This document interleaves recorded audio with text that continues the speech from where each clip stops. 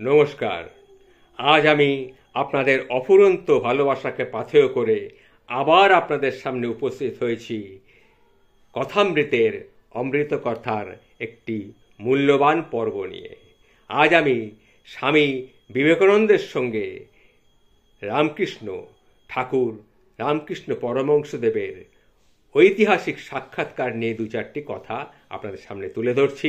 আশা করি আপনারা মনোযোগ দিয়ে শুনবেন। শুনুন। কলকাতার সিমলেপাড়ায় থাকতেন সুরেন্দ্রনাথ মিত্র। সেখানেই থাকতেন নরেন্দ্রনাথ দত্ত, যিনি শিশুকাল থেকেই ঈশ্বর সম্পর্কে প্রবল অনুসন্ধিৎসু ছিলেন। তিনি সবসময় খুঁজে বেড়াতেন ঈশ্বরকে কে দেখেছেন। তিনি খোঁজ করতেন, কিন্তু তিনি পেতেন না। সবাইকে জিজ্ঞেস করলেও তিনি ব্রাহ্ম সমাজেও যেতেন, কিন্তু ঈশ্বর কি সম্বন্ধে তার খুবই অনুসন্ধিৎসা ছিল। একবার সুরেন্দ্রনাথ মিত্র নরেনের এই ব্যাপারটি জানতে পেরে তাকে দক্ষিণেশ্বরে নিয়ে গেলেন পাগল ঠাকুর শ্রী শ্রী রামকৃষ্ণের কাছে। ঠাকুর নরেন্দ্রনাথকে দেখে বলছেন, এসো গো, এসো এসো এসো। তা হ্যাঁ গা, তোমার নাম কি গা? তখন নরেন্দ্রনাথ দত্ত বলছেন, আমি শ্রী নরেন্দ্রনাথ দত্ত। বেশ বেশ বেশ বেশ, তা ভালো তা ভালো। এসো গো, এসো এসো, আমারই পাশটিতে বসো। তা হ্যাঁ গা, এত এত দেরি করে আসতে হয়?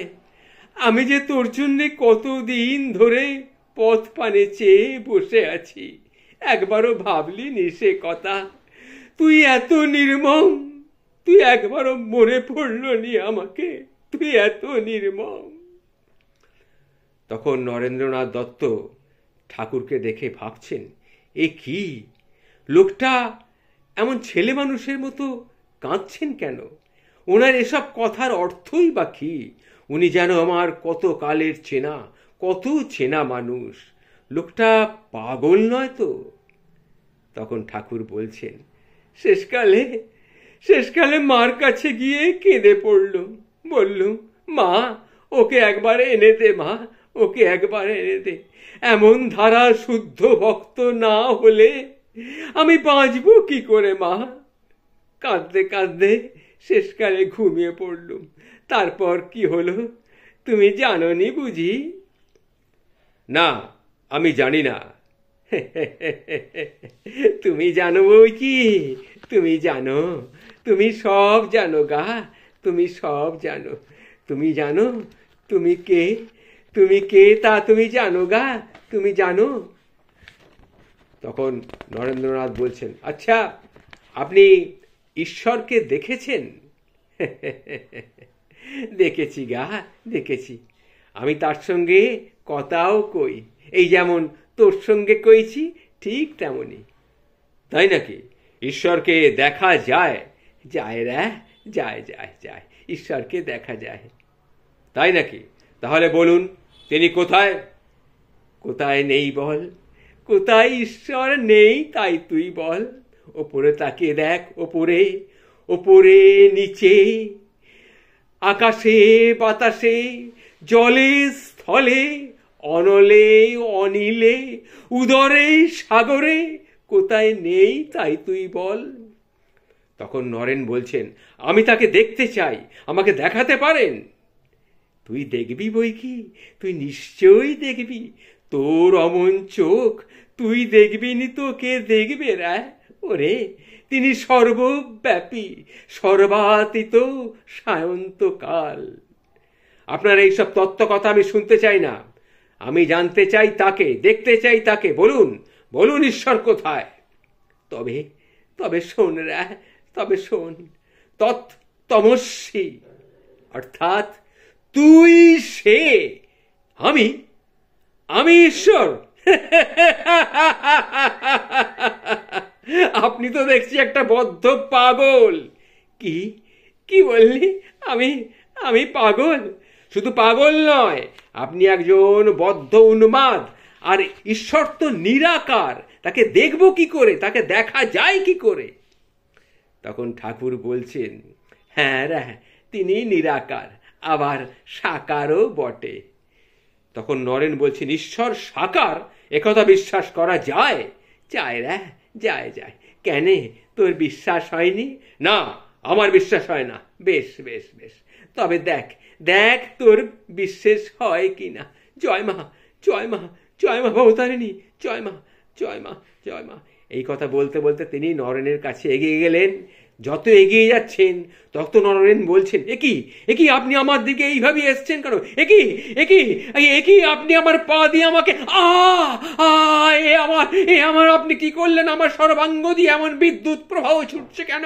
কে কে আপনি? কে? ওগো ওগো, আমার বাড়িতে যে আমার ভাই মা বোন সবাই আছে। আপনি আপনি আমারে কি করলেন? আপনি আমার কি করলেন? আমাকে রক্ষা করুন, আমাকে রক্ষা করুন, আমাকে রক্ষা করুন। তখন ঠাকুর বলছেন, না, আজ আজ এই পর্যন্ত থাক, আস্তে আস্তে সব হবে রে, আস্তে আস্তে সব হবে। জয় মা, জয় মা, জয় মা, জয় মা। আয় দেখিনি, আয়, তোর বুকে একটু হাত বুলিয়ে দি, আয় আয় আয়। তখন নরেন্দ্রনাথ বলছেন, কি ব্যাপার, লোকটা কি জাদুবিদ্যা জানে? আমাকে উনি একা পেয়ে কি জাদু করতে চাইছিলেন? না, তবে ভালো করে বাজিয়ে দেখতে হবে। তখন ঠাকুর তাকে বলছেন, ওরে নিবি নিবি, ভালো করে বাজিয়ে নিবি। দেখ লরেন, আমার এখানে ভক্ত অনেক আসে, আবার জ্ঞানীও অনেক আসে। তারা সবাই হলো গিয়ে নালা ডোবা, আর তুই হলি গিয়ে গঙ্গা। আপনি বারবার এইসব কথা বলছেন কেন? আমার কিন্তু মোটেই ভালো লাগছে না এইসব কথা শুনতে। তাছাড়া আপনি তো একজন মানসিক রোগী। হ্যাঁ, কি বললি? আমি মানসিক রোগী? ওরে শালা, তোর বিদ্যের জারিজুরি আমার কাছে আর দেখাসনি রে। আমি সব বুঝতে পেরেছি।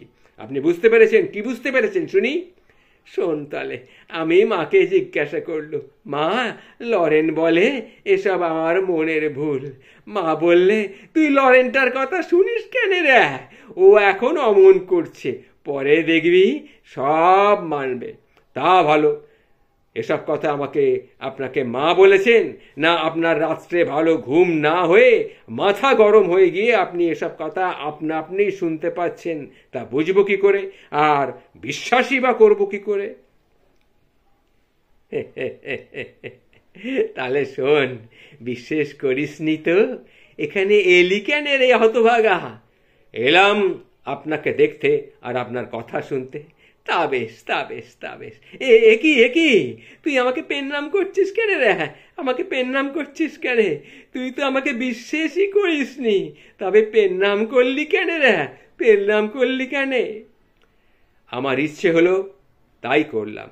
আচ্ছা ঠাকুর, খাঁটি ভক্ত কেমন?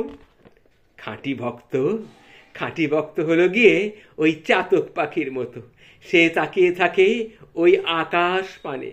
আকাশের মেঘ থেকে বৃষ্টির জল না পড়লে সে অন্য কোনো জল খায়নি। খাঁটি ভক্ত হলো চাতক পাখির মতো, তাকিয়ে থাকে উপর পানে ওই আকাশের দিকে। চাতক পাখি বৃষ্টির জল ছাড়া অন্য কোনো জল খায় না, তো আপনি কথার কথা বললেন কেন রে? তুই চাতক পাখিকে অন্য কোনো জল খেতে দেখেছিস নাকি রে? নিশ্চয়ই দেখেছি, পুকুরের জল, নদীর জল সবই খেতে দেখেছি।